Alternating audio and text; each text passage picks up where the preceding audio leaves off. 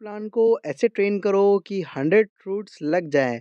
Hello everyone, कैसे हैं आप लोग? तो आपके गार्डन या टेरेस पर ड्रैगन फ्रूट का प्लांट लगा है और वो सिर्फ लंबे लंबे ब्रांचेस निकाल रहा है, फ्रूट्स देने का नाम ही नहीं ले रहा। तो आज की वीडियो आपकी गार्डनिंग जर्नी चेंज कर सकती है। सच बोलूँ तो 90% लोग ड्रैगन फ्रूट को गलत तरीके से ग्रो करते हैं। वो प्लांट को बस लगा देते हैं, पानी देते हैं, एक्सपेक्ट करते हैं कि फ्रूट्स आ जाएंगे। लेकिन ड्रैगन फ्रूट कोई आम या गुआवा जैसा सिंपल प्लांट नहीं है। इसको समझना पड़ता है दोस्तों। मैं आपको एक ऐसा सिस्टम बताने वाला हूँ जो कमर्शियल फार्मर यूज़ करते हैं, जिससे एक ही प्लांट से उन्हें इतने सारे फ्रूट मिलते हैं कि आप काउंट करते करते थक जाओगे।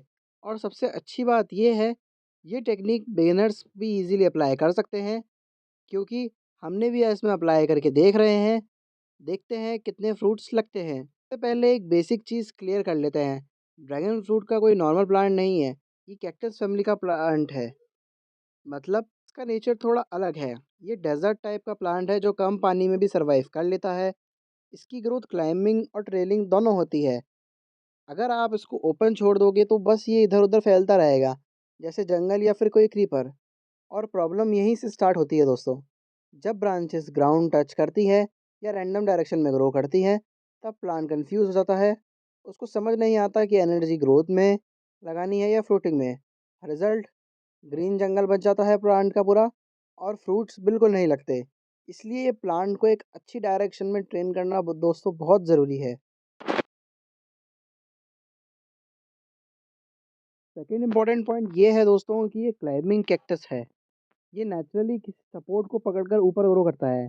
अगर आपने सपोर्ट नहीं दिया तो ये प्लांट ग्राउंड पर ही फैलता रहेगा, और हो सकता है ट्विस्ट हो जाए और फंगस अटैक भी हो जाए। सबसे पावरफुल सिस्टम पर आप इसे चढ़ा सकते हैं, जो कि है पिलर सिस्टम। हमने अभी इसे एक लकड़ी की सहारे से है। ये एक ऐसा मेथड है जो आपके प्लांट की लाइफ चेंज कर देता है। इस सिस्टम में आप एक strong vertical pole support use करते हो, जैसे सीमेंट पोल या आयरन पाइप या वुडन पिलर।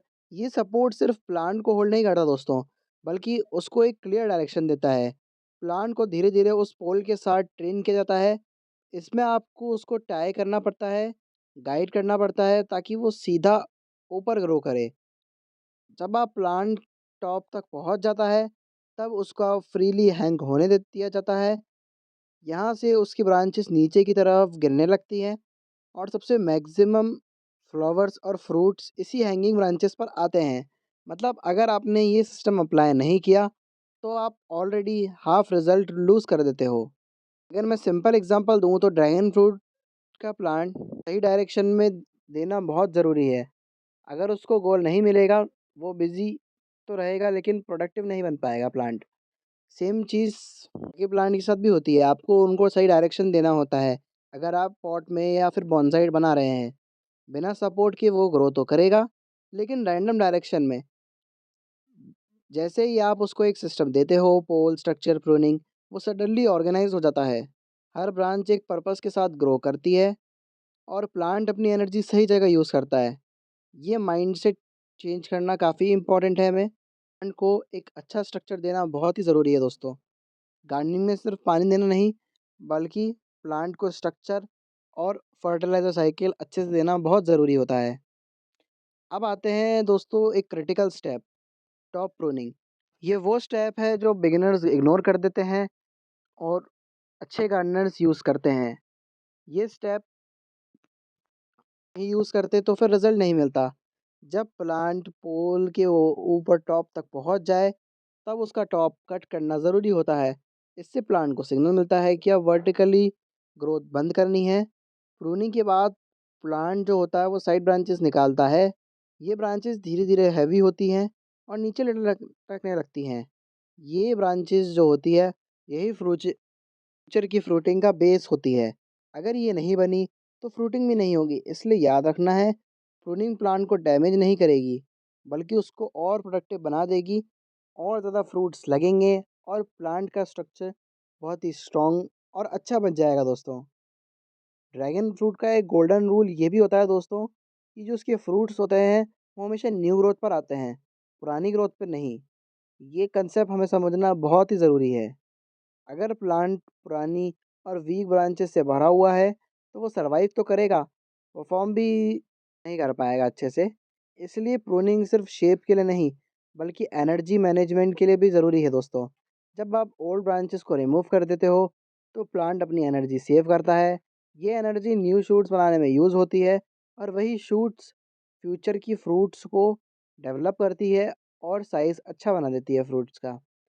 मतलब जितना क्लीन प्लांट, उतनी ज़्यादा प्रोडक्टिविटी रहती है दोस्तों।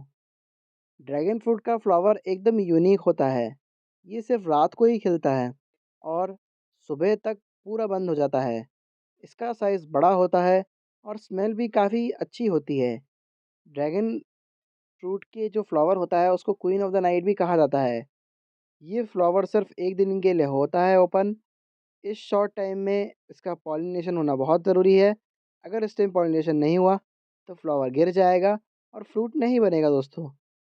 पॉलिनेशन ड्रैगन फ्रूट में एक मेजर फैक्टर है। बहुत बार फ्लावर्स तो आते हैं लेकिन फ्रूट सेट नहीं होते। रीज़न होता है प्रॉपर पॉलिनेशन का ना होना। टेरेस गार्डन में नेचुरल पॉलिनेटर्स कम होते हैं, इसलिए हैंड पॉलिनेशन बेस्ट ऑप्शन है। आप एक ब्रश से पॉलिन कलेक्ट करके स्टिग्मा पर ट्रांसफ़र करो। ये एक छोटा सा स्टेप डायरेक्टली फ्रूटिंग को इम्प्रूव करेगा। अगर आप सीरियस हो गार्डनिंग को लेके तो आपको ये स्टेप इग्नोर नहीं करना चाहिए। लेमन, अनार, गुआवा सब प्लांट्स में ये एप्लीकेबल होता है, और सब प्लांट्स में इसका एक सिग्निफिकेंट रोल है पॉलिनेशन का।